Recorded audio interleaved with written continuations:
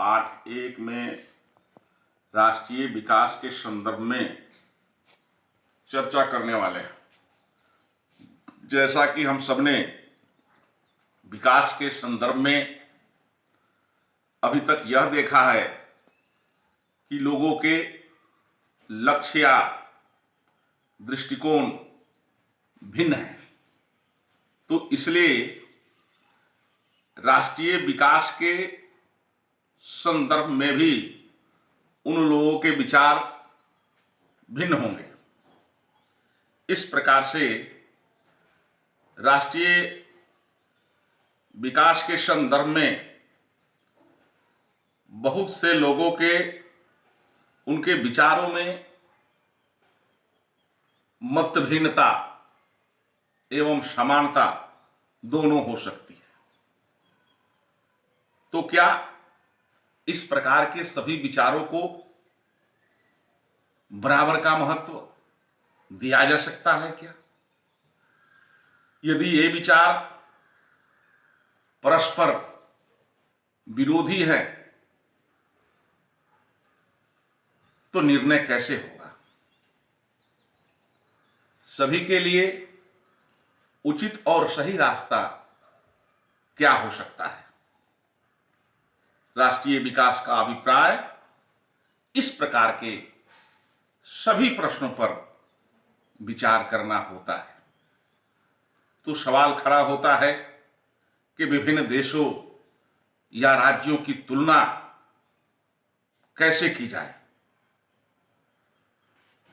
विभिन्न देशों या राज्यों की तुलना करने से पहले हम एक उदाहरण के माध्यम से इसको जानने या समझने का प्रयास करते हैं।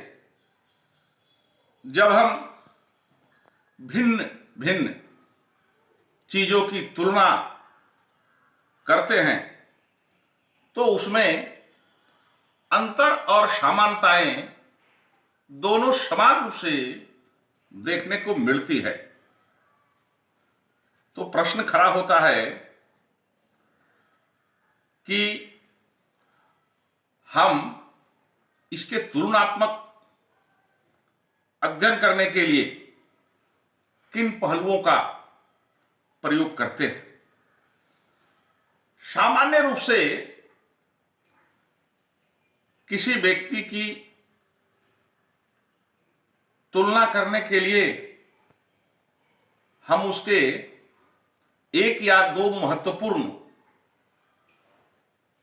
विशिष्टताओं के आधार पर उसकी तुलना करते हैं। जैसे उदाहरण के लिए एक कक्षा के विद्यार्थियों का यदि तुलनात्मक अध्ययन करना है तो हम विद्यार्थियों के मित्रतापूर्ण व्यवहार, उसके सहयोग भावना, उसकी रचनात्मकता या उन विद्यार्थियों के कक्षा में प्राप्त अंक के आधार पर उसकी तुलना करते हैं। इस प्रकार से